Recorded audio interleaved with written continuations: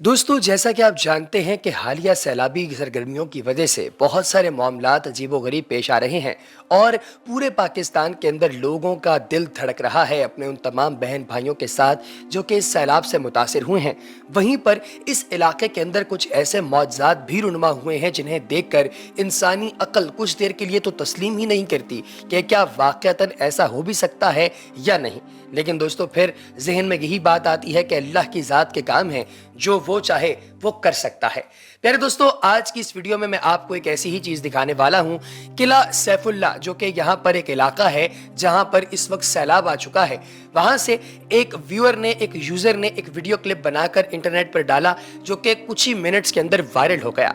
दोस्तों, इस क्लिप के अंदर देखा जा सकता है कि ज़मीन फटी हुई है, यानी दो हिस्सों के अंदर तकसीम हुई है।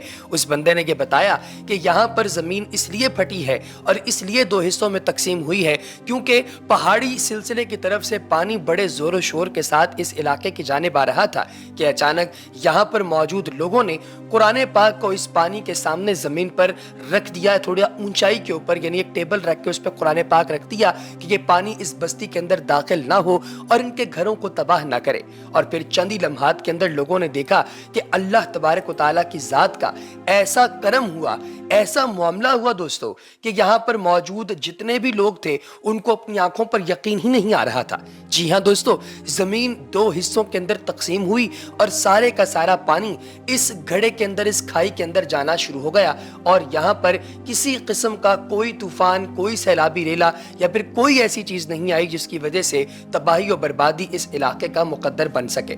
दोस्तों, सैलाबी सूरत हाल के पेश नजर यहाँ पर इस तरह का मौजज़ा पेश आना यकीनी तौर पे अपनी जात में एक बहुत बड़ी बात है जिस पर यकीन करना भी बहुत ही कम लोगों के हाथ में है, क्योंकि दोस्तों हलाकतें इस वक्त जो यहाँ पर हैं वो तकरीबन 1000 से जायद हो चुकी हैं और इसमें इस तरह के वाकयात लोगों को उम्मीद देते हैं।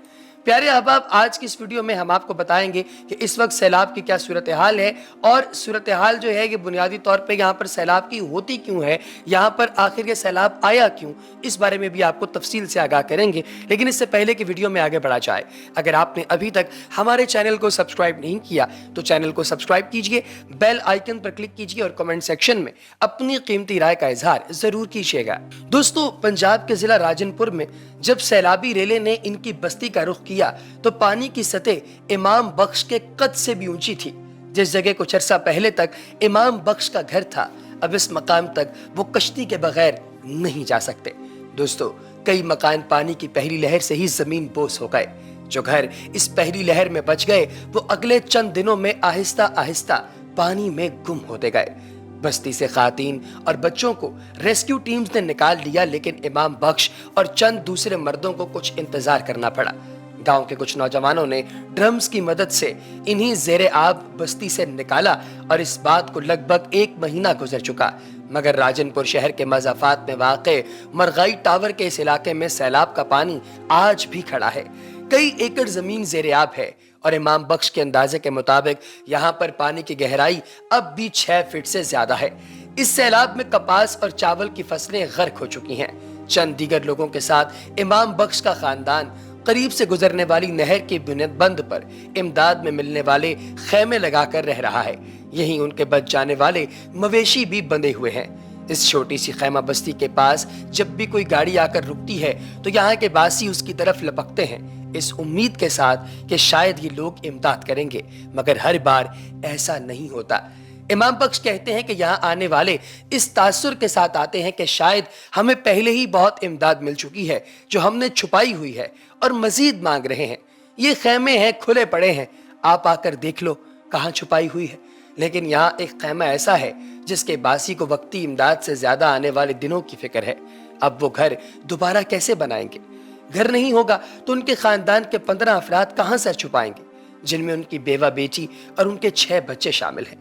क्या इमाम बख्श के खानदान को खेमों ही में सर्दियां भी गुजारनी पड़ेंगी? वो जमीनों पर मेहनत मजदूरी करते थे दोस्तों, लेकिन समझ नहीं आ रहा कि यहाँ पर यह सारा मामला हो क्या। दोस्तों, इमाम बख्श कहते हैं कि जागीरदारों और इलाके के बासर अफराद ने खुद को महफूज रखने के लिए जगह जगह बंद बांध रखे हैं। हम गरीब लोग हैं, हमारी इतनी इस्तात नहीं कि हम बंद बांध सकें, इसलिए जब भी सैलाब आता है तो हम डूब जाते हैं। وہ کہتے ہیں کہ درخواست لے کر مقامی سردار کے پاس گئے کہ اگر وہ بند میں چھوٹا سا شگاف کر دیں تو سیلاب کا رکا ہوا پانی نکل جائے گا اور وہ اپنے گھروں کو واپس جا سکیں گے۔ اس نے کہا کیوں شگاف ڈالوں، تم ڈوبتے ہو تو ڈوب جاؤ۔ اس نے ہمیں وہاں سے بھگا دیا۔ امام بخش کو مجبوراً مایوس واپس لوٹنا پڑا۔ انہوں نے سردار سے یہ بھی درخواست کی کہ اس طرح کا ایک بند ان کے گاؤں کے گرد بھی بنوا دیں، ہمارے بھی چھوٹے چھوٹے بچے ہیں، ہم تباہ ہو جاتے ہیں۔ تاہم ان کی اس درخواست کی سنوائی نہیں ہوئی اور امام بخش کی ساری امیدیں اب حکومت سے وابستہ ہیں، ورنہ جب بھی سیلاب آئے گا ان کی بستی اسی طرح ڈوب جائے گی۔